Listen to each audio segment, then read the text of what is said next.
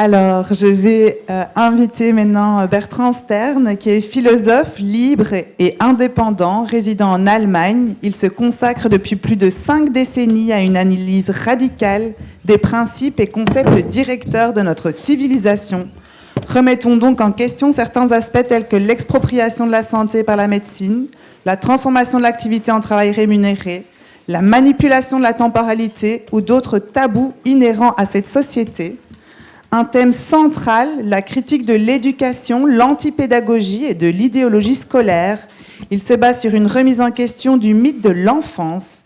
Quel que soit l'aspect, le but est une autolibération de l'humain par un respect inconditionnel de qualités telles que l'autodétermination, la dignité, la compétence ou les facultés sociales. C'est donc l'auteur d'innombrables conférences, ateliers, séminaires, congrès, surtout en allemand, mais aussi en français ou en espagnol. C'est également l'auteur de nombreuses publications, principalement en allemand, et l'initiateur du film Karaba, une vie sans école. Je te laisse la parole. Bonjour tout le monde.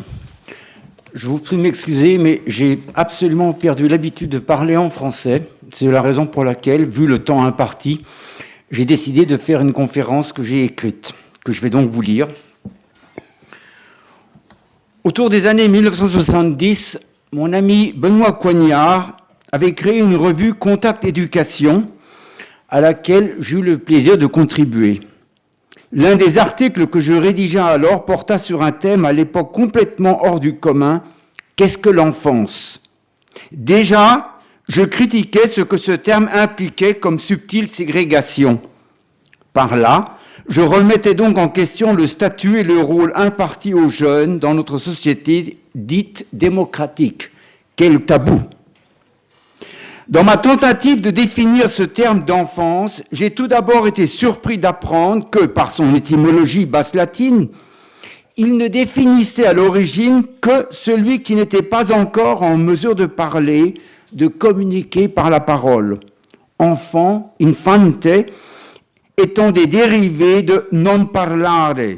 De prime abord, cette définition n'a rien de vexatoire, de désobligeant, de stigmatisant. Elle décrit une première phase dans la vie de l'individu qui vient d'arriver ici-bas.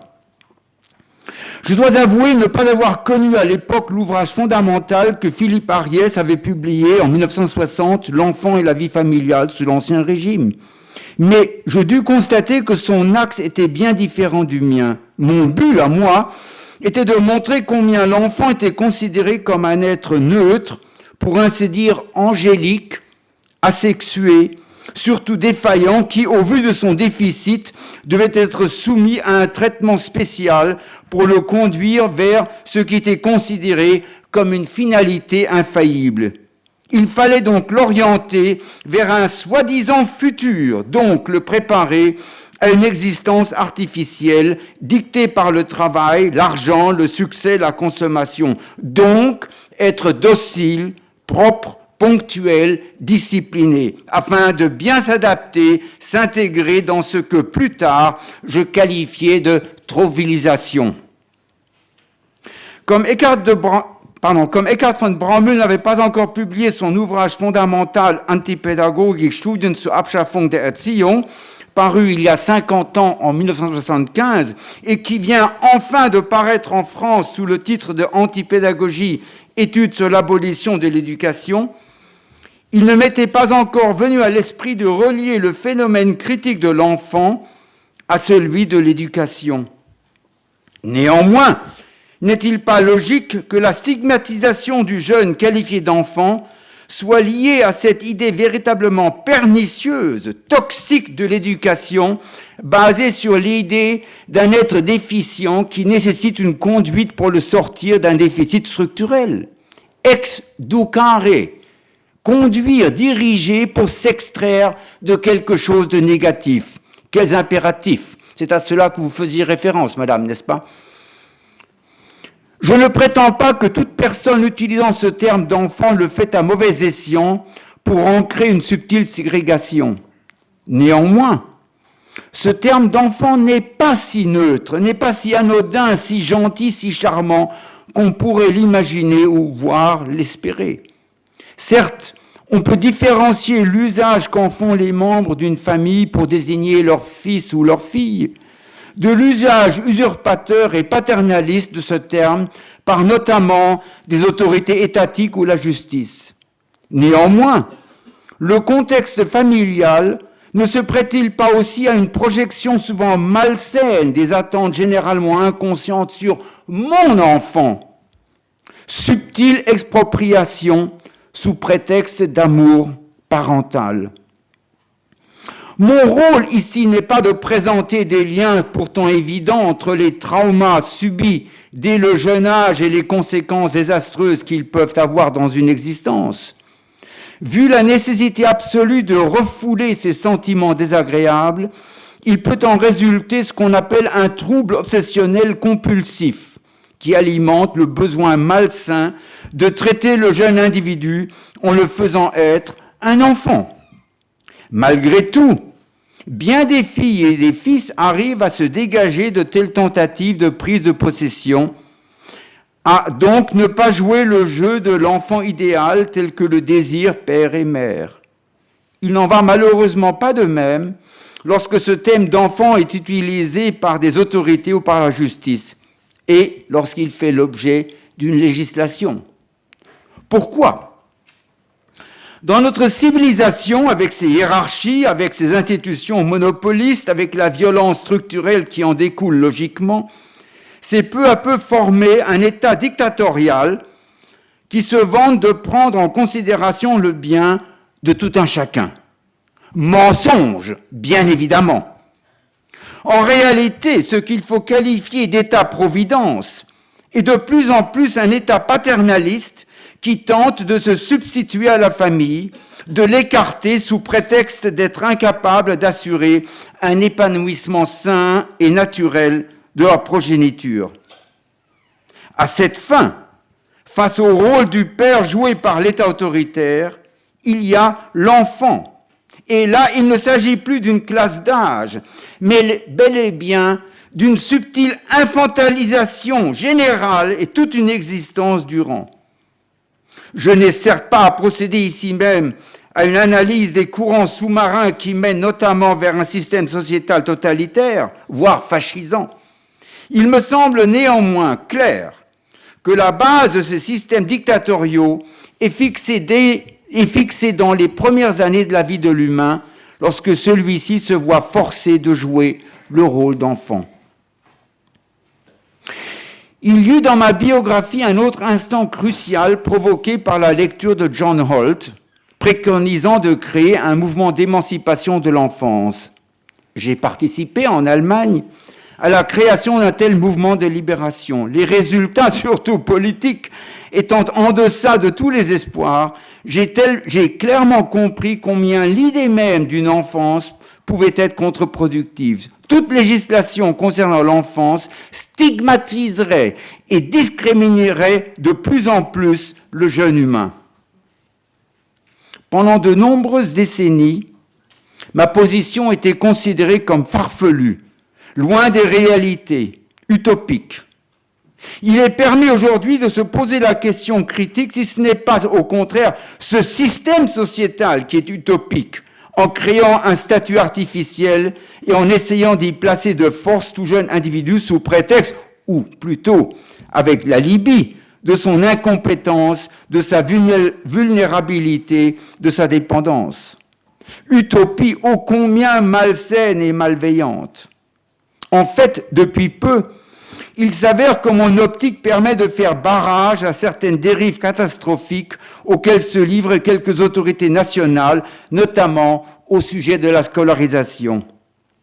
Ce qui semble pour certains une évidence, à savoir de soumettre les jeunes à une manipulation scolaire pour leur propre bien, est en fait une hypothèque prise sur un avenir au détriment de l'être concerné et de sa vie. Par cet artifice dangereux, il se voit engagé dans une voie que nous ne devons plus concevoir autrement que comme une impasse totale. Cette idéologie obsolète et caduque vestige du XIXe siècle, mais ancrée bien en-delà dans les profondeurs du Moyen-Âge, cette idéologie donc ne peut subsister que parce qu'elle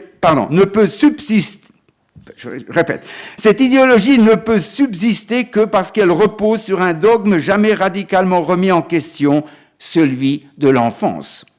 Sans enfance, pas de système scolaire, pas de système manipulateur, nocif, abject et obsolète.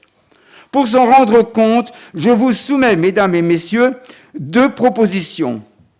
Comment interpréter le fait que l'on dise « envoyer sa fille ou son fils à l'école ». On envoie un paquet, une lettre, un objet donc, mais envoyer un être humain, cela n'est-il pas linguistiquement fort révélateur? La deuxième proposition se réfère à la question de savoir ce qu'il se passe lorsqu'un jeune individu décide de sortir du rôle malsain et artificiel d'objet et se refuse à se livrer à un endoctrinement scolaire. Les autorités nationales, sociales et autres, partant du principe qu'un jeune ne saurait avoir une opinion même justifiée sur son sort, ne pourrait donc pas refuser le rôle bien pensant d'élève. Il parle alors d'une mise en péril du salut de l'enfant. Ce mineur n'a pas droit à la parole, ne saurait affirmer être lui-même responsable de sa vie, ne saurait pas non plus être conscient de ce qu'il est, dit-on, nécessaire de savoir pour devenir un bon citoyen. Toutes ces autorités vont déployer une masse d'interdictions et d'obligations légales pour prouver que cet objet ne peut en aucune façon se soustraire aux bienfaits d'une obligation scolaire imposée pour son bien-être. Bonheur imposé par force. Aucun adulte libre et conscient n'accepterait ce mauvais traitement. L'enfant s'y voit contraint, sauf preuve du contraire, ce qui s'avère possible sous certaines conditions précises. J'attire souvent l'attention sur le fait flagrant que lors de discussions portant sur l'école, les procédures juridiques qui en découlent sont, à mon avis, le seul cas où 2 parties se battent au détriment d'une troisième partie absente. D'une part, les parents, de l'autre, les autorités nationales, sociales, scolaires et autres. Et, absent, l'objet de convoitises communes, mais sans droit à la parole, sans les droits constitutionnels qui, juridiquement, lui permettraient de se défendre contre l'agression dont il fait l'objet, car il n'est qu'un enfant. Et pourtant, mon expérience des derniers temps en Allemagne, pays où régnait une obligation absolue de présence corporelle dans l'immeuble scolaire, obligation que nous devons au national-socialisme en 1938, de plus en plus de jeunes concernés se refusent à obtempérer. Cela a conduit à d'innombrables procédures judiciaires. Ce qui est novateur en la matière, c'est la quantité de procès intentés contre des parents dits récalcitrants qui, conscients du droit légitime de leur progéniture de se refuser à un régime destructeur, n'étaient plus d'accord de les sacrifier sur l'autel de cette institution morbide et obsolète. Or, bien des procès ont terminé par soit un non-lieu, soit un acquittement, à condition toutefois qu'au centre des débats et des procédures était placé le sujet et non l'enfant comme objet, l'humain et non le mineur. Il me faut préciser que je conseille à toutes les personnes qui me demandent de les soutenir lors de différends avec les autorités et la justice d'exclure le terme d'enfant de leur langage, car ce terme d'enfant induit des malentendus inutiles, ce terme ayant la même valeur que d'autres termes devenus tabous. Je ne citerai à titre d'exemple que celui de nègre, qui évoque non seulement une infériorité raciale, mais aussi quelques réminiscences d'esclavagisme. Donc, traiter du jeune comme d'un être porteur de droits fondamentaux a, sans aucun doute, créé maints problèmes à certaines jugesses et certains juges. Les conventions internationales des droits de l'homme et bien des constitutions nationales stipulaient expressément le devoir des autorités nationales de respecter la dignité, l'autodétermination, les compétences et autres qualités de la personne. Il ne pouvait là être question d'une ségrégation dictée par l'âge, plutôt par la jeunesse de la personne concernée. Une norme légale, en outre discutable et pernicieuse, peut-elle être en contradiction avec les postulats constitutionnels si nous nous considérons être encore dans une démocratie? Certes, non. Il me faut maintenant présenter un autre aspect au risque de choquer certaines âmes bien pensantes. En effet, le terme et l'idée de l'enfance ont subitement acquis un aspect nouveau lorsque l'ONU a décidé de créer une charte fixant les droits de l'enfant. Cette convention a été adoptée il y a 30 ans et a, après ratification par les parlements nationaux, acquis une valeur juridique de même niveau qu'une constitution. Je ne saurais nier les bonnes intentions qui ont régi ce que cette charte stipule. Malheureusement, le bien vouloir peut être à l'opposé du bien faire.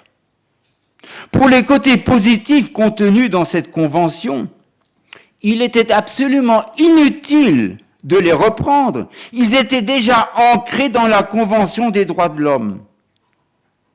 Par contre, elle contient bien des aspects qui stabilisent la fonction de l'enfant, qui donc infantilisent notre convivialité. Selon mon expérience en Allemagne, je dirais que cette convention, bien que ratifiée par le Parlement fédéral, n'a aucune importance. Un avocat qui y ferait référence se ridiculiserait aux yeux de la Cour. Par contre, il arrive que ces mêmes autorités scolaires, d'habitude peu enclines à respecter les fondements mêmes d'un concept de démocratie, y font référence pour tenter de justifier l'obligation scolaire. Après que l'article 28 de la Convention, je cite, « droit à l'éducation, école, formation professionnelle », ait été sciemment mal traduit en allemand. Je me permets la réflexion qu'en anglais, madame, education signifie acculturation, et non ce qui est qualifié en français d'éducation, voire d'instruction. Et donc, doivent donc mettre à sa disposition, les États doivent donc mettre à sa disposition une possibilité de scolarité gratuite. Mais en allemand, cela a été tourné pour obliger l'enfant à être scolarisé. Alinéa A de cet article 28, rendre l'enseignement primaire obligatoire et gratuit pour tous.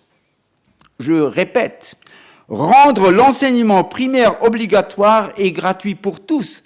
C'est exactement le contraire de ce que stipulait l'article 28 de cette convention. Bien que cette manipulation linguistique, ce tour de passe-passe ait fait l'objet de critiques, cela n'a pas entraîné la modification pourtant bien justifiée. Il ne saurait être question d'un retour en arrière jusqu'au XIXe siècle qui, avec son industrialisation à outrance, a été le comble de l'aliénation, de l'exploitation, de l'expropriation totale de la vie, de la nature et de l'humain. C'est parallèlement à l'établissement du travail comme unique voie d'accès au bonheur consacré par l'argent qu'a été introduite l'idée de l'enfance comme une caste séparée de la vie commune et communautaire, à placer dans une réserve pour être éduqué afin de s'intégrer le mieux possible aux impératifs de la civilisation en route vers une conquête totale de tout l'univers. Le travail, donc l'exploitation maximale, était un fléau certainement plus meurtrier que peste et autres pandémies. Mais réagir à cette barbarie ne pouvait signifier qu'il faille de plus en plus exproprier les mères et pères de leur progéniture en les enfermant dans une école dirigée par l'État afin de les protéger de l'exploitation abusive. La solution de bannir l'exploitation comme une erreur historique semble avoir été impensable à l'époque. Les plus humanistes parmi ceux qui se souciaient du salut des jeunes tenter de créer des lieux éducatifs autres, meilleurs que ceux proposés par l'État. sous forme, par exemple, d'écoles nouvelles ou de soi-disant réformes. Impossible de résoudre ou d'abolir la stigmatisation créée par le seul fait d'une ségrégation. Cela dit, le problème d'une exploitation massive dès le plus jeune âge se pose-t-il aujourd'hui encore? Bien évidemment, non. Il est au contraire urgent de se libérer de l'idéal ou de l'idéologie du travail, générateur d'argent, et par là même de son pendant artificiel, l'enfance. Après les sévices vécus et subis durant la Deuxième Guerre mondiale, un sursaut démocratique a placé le sujet au centre des considérations légalistes. Sur cette lancée, il eût alors été possible de sortir de l'impasse infantiliste en créant un État que je qualifie plutôt de service public, précisément au service de l'humain, et non le contraire. À mon sens, bien des aspects de notre organisation sociétale sont absolument incompatibles avec une conception démocratique, mais il me semble que le péché originel le plus grave est celui où l'État ne joue pas son rôle de protéger les droits fondamentaux de chaque humain, mais les piétine sous prétexte de protection de la jeunesse. Traitement absolument indigne d'une démocratie. En 1974, l'architecte californien Richard Farson formulait approximativement cette phrase clé, je cite, « Cessons de protéger les enfants et protégeons leurs droits ».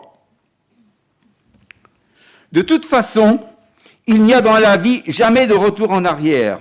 De même que nous ne pouvons pas redevenir un fœtus ou un bébé, il ne saurait être question de retomber dans les extrêmes du XIXe siècle. Au contraire, le but de mon intervention et de mon invitation est d'avancer.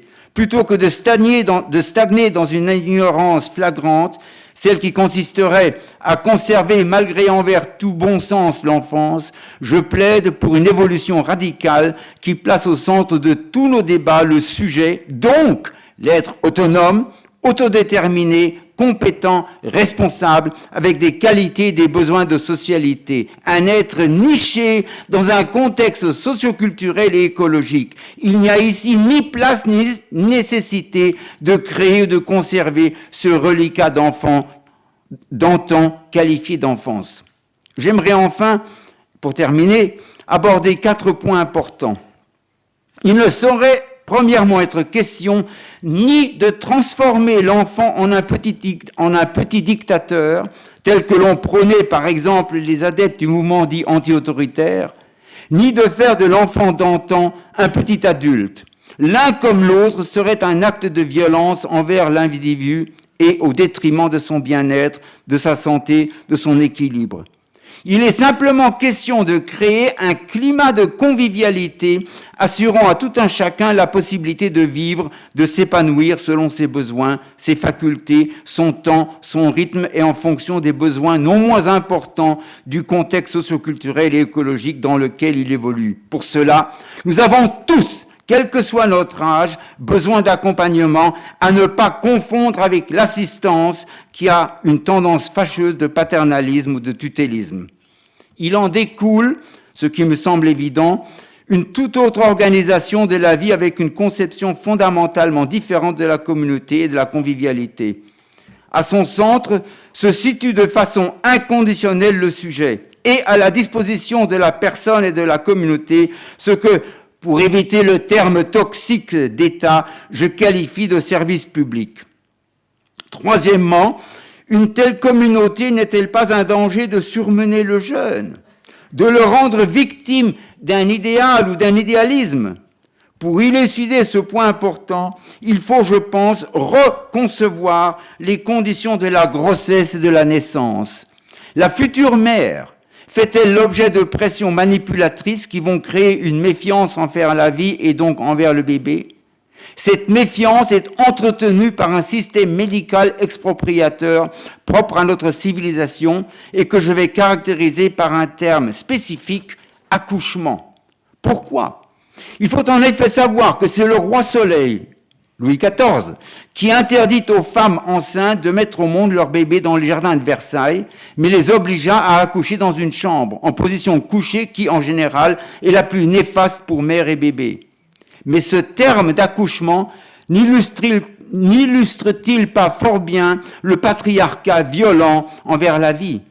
Dès qu'une femme se soustrait à la manipulation obstétrique, elle retrouve une confiance naturelle et accueillera son bébé dans cette confiance. On peut donc imaginer que ce nouveau-né pourra s'épanouir sans devenir la proie d'anxiété souvent inconsciente qui serait projetée sur lui. Donc, sur la base de cette confiance qui lui est accordée, il aura lui-même une confiance en soi, en autrui, en la vie.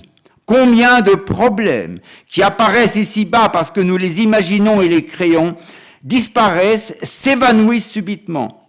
Qui vit et grandit dans de telles conditions constatera ce miracle, dans la mesure où nous sommes, nous, les soi-disant adultes, en mesure de faire confiance à nos progénitures. Ils nous feront, eux, le précieux cadeau de leur vitalité, de leur spontanéité, de leur pouvoir créateur, un cadeau absolument contagieux et bienfaisant. Enfin, l'actualité me pousse quatrièmement à une réflexion critique.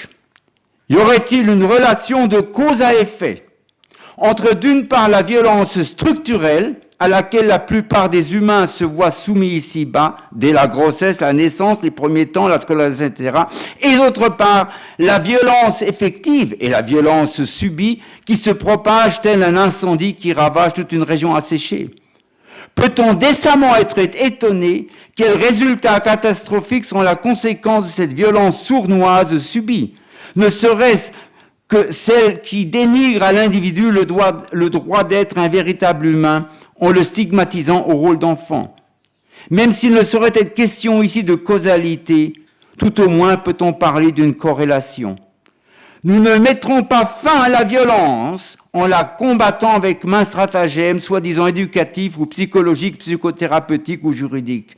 Cette violence est un symptôme qui nous signale que la voie engagée s'avère une impasse. Pour sortir de ce phénomène, il nous faut repenser à ce qu'est la convivialité et opter pour une forme de vie qui respecte chaque individu, quel que soit son âge, bien au-delà de toute misopédie. Bref, ce statut de l'enfance est un reliquat historique qui n'a certes plus raison d'être.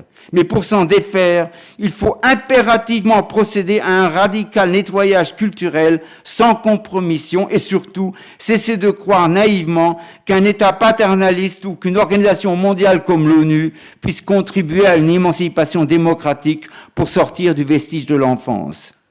J'espère, mesdames et messieurs, qu'un jour prochain, se trouvera en France, comme en Allemagne dans d'autres pays, des juristes engagés pour, sur la base de droits constitutionnels, arriver à forcer par les plus hautes cours constitutionnelles internationales, à forcer la politique législative française à reconnaître que le jeune humain n'est pas un objet de convoitise, mais un sujet autodéterminé dont la dignité ne saurait être blessée. Ce serait un premier pas important, crucial, pour sortir d'une stigmatisation toxique et d'une utopie caduque. C'est dans ce sens que j'espère avoir formulé quelques remarques conçues comme invitation à une réflexion qui, au mieux, sera au service de la vie, de l'humain, de la convivialité. Je vous remercie de m'avoir accordé votre attention.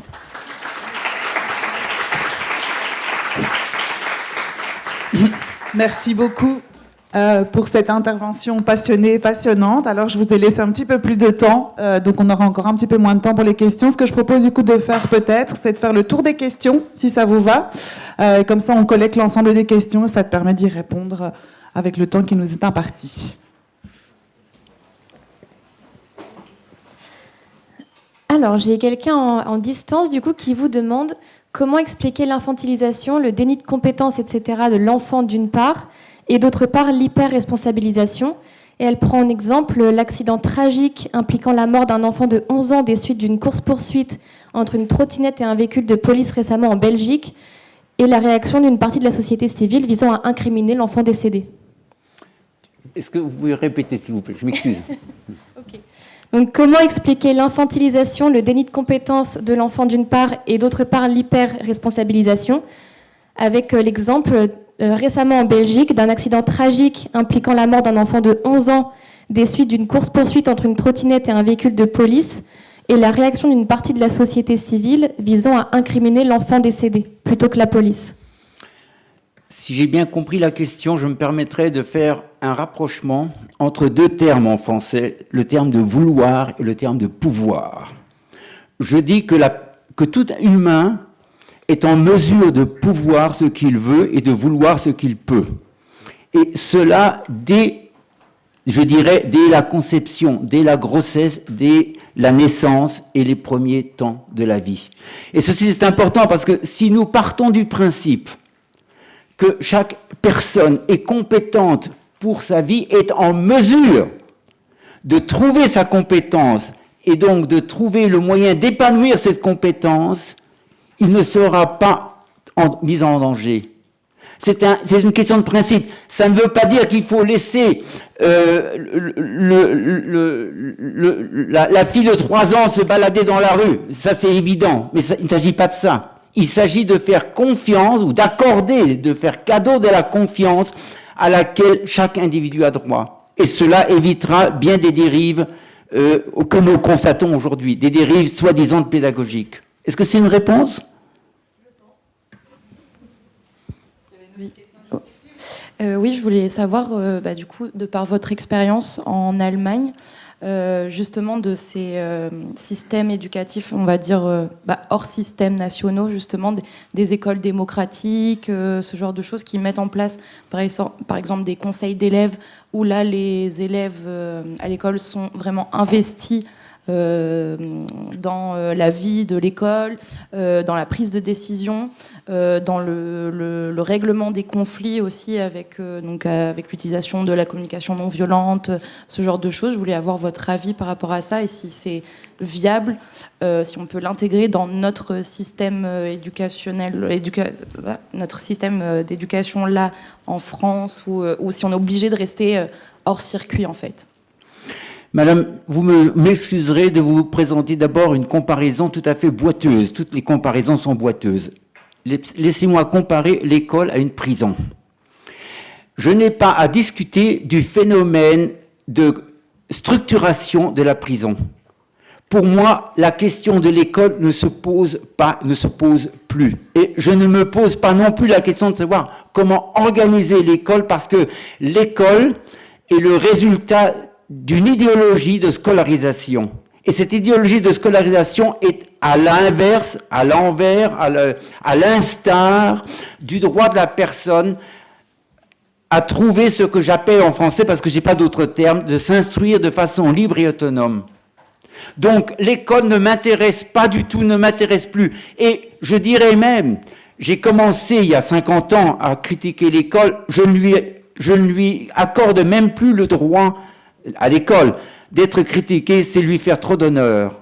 Nous avons l'obligation flagrante de nous placer au-delà de ce reliquat absolument caduc et obsolète. C'est pour ça que je ne répondrai pas directement à votre question. Il y a des personnes de tout âge qui se refusent à être scolarisées. Voilà comment j'envisage la chose. De quelle façon pouvons-nous assurer à tout sujet, quel que soit son âge, qu'il puisse réaliser son droit le plus intrinsèque à s'instruire de façon libre et autonome? Bonjour. Vous avez terminé votre présentation en expliquant que vous souhaitiez un changement juridique par donc, des personnes en capacité légale d'appliquer ce droit et ce devoir. Pour autant, vous expliquez que les enfants doivent avoir la capacité d'appliquer leurs actes. Donc je me demandais, est-ce que vous pensez qu'il faut créer un cadre légal dans lequel l'enfant, d'un point de vue justement juridique, doit pouvoir appliquer des droits ou être acteur de l'application de ces droits? Je ne suis pas sûr d'avoir bien compris votre question, madame. Alors, de manière plus simplifiée, est-ce que vous pensez que l'enfant, d'un point de vue juridique, doit obtenir une place légale dans laquelle il peut établir par son pouvoir et son vouloir ses droits et ses revendications? Est-ce qu'il devrait exister une place juridique actrice de l'enfant?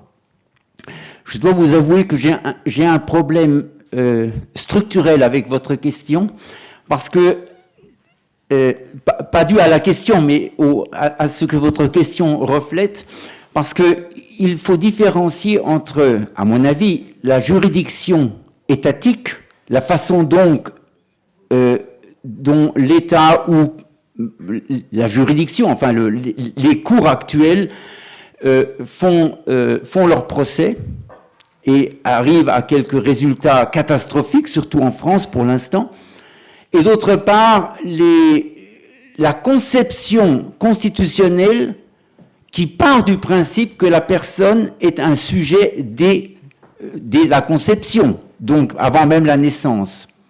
Alors, il faudrait donc différencier à mon avis, dans votre propos, si vous parlez maintenant si vous traitez d'une théorie légaliste qui serait interne ou intrinsèque à ce système de civilisation, ou si nous partons au contraire d'un principe constitutionnel qui accorde au sujet le droit à être respecté dans sa dignité, à être respecté comme un être autodéterminé, compétent et social. Est-ce que j'ai répondu à votre question ou non? Alors, on va prendre une dernière toute petite question avant de faire la pause.